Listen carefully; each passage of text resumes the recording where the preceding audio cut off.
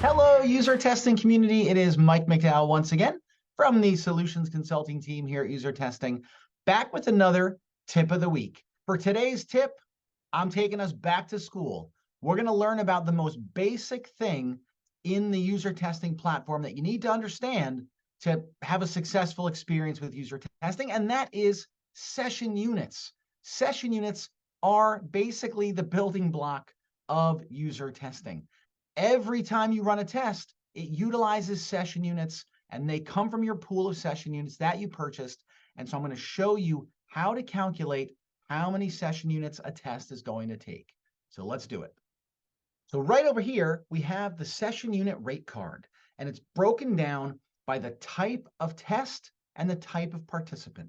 So across the columns on the top, we've got the types of tests. You got your unmoderated, then your moderated. And then down the left, we have the three different types of participants that might be in a study, either coming from the user testing contributor network, coming from a custom network of your own on user testing, or coming from the invite network. And those are people that you recruit yourself by taking a link and just sending it out to those people. This chart has basically been designed for a 7th grader. It's just a coincidence that when my daughter was in 7th grade, I actually showed her this chart. I did the basic math for her, and she understood it pretty well. So let's go through it right now, and I think you're going to be comfortable with it too. So let's start with the topmost row, the user testing contributor network, right over here. And let's go across the top, and let's talk about all the different test types that you see. So the first one is our short test. When you're doing an unmoderated test, you'll recall there is an option on the test. You flip the toggle, and that says that this test is going to be 5 minutes or less. The participant, the contributor, they do have the option to stop taking the test after 5 minutes because they knew going in it was only going to be a 5-minute test. After that, we've got our standard tests and our quick answers. Those are typically anywhere from longer than 5 minutes up to about 20 minutes. So for those, we've got that column. Then we've got our moderated sessions for 30 minutes, 60 minutes, and then as you know, you can do 90 or 120. So the first, you get the first 30 minutes in the first column, and then each additional 30 minutes is that additional amount. So let's take that first row, like I said.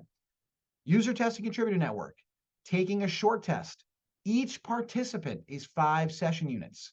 Taking a standard test, each participant is 10 session units.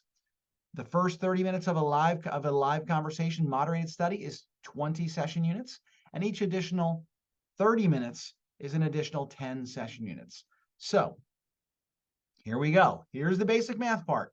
I'm sure you're all going to get this.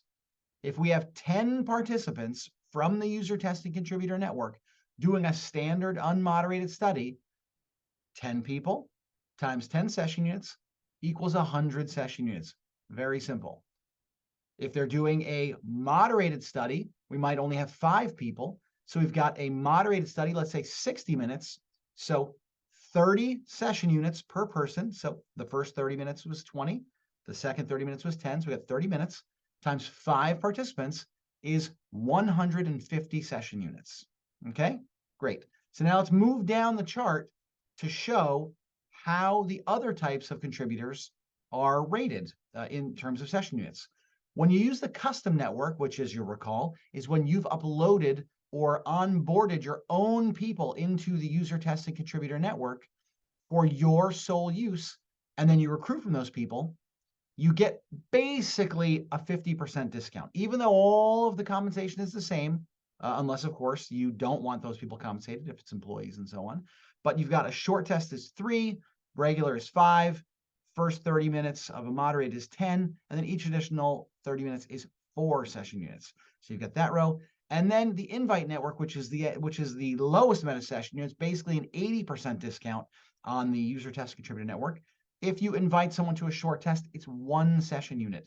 If you invite them to a standard test, 2 session units. And if you invite them to a live conversation, it is 5 session units for the first 30 and 2 sessions for each additional 30 minutes. So when you look at this chart, it's very simple to figure out just the number of people, what type of person it is, times the number of session units in the chart. We don't want anyone to get surprised by a large-scale study that consumes a lot of session units. So if you are doing a larger scale study, which you certainly can, you just need to know going in how many session units it's going to be. So a lot of customers are doing, let's say, one quantitative usability study per quarter. And so if that's about 40 people, so we've got 40 people times 10 session units, it's 400 session units. Very simple. Where can you find more information about this? Well, you can find the chart that I'm actually showing right here in the user testing knowledge base as part of User Testing University. So you can just go here, click on the search icon, type in session rate card. You can put it here. If you're on YouTube, the link's going to be in the description of the video. So you can actually just go down below and you can click it. Hopefully that cleared up any confusion about session units on this trip back to school at User Testing University. That's going to be it for now. But don't worry, I'll be back again in 7 days with another user testing tip of the week.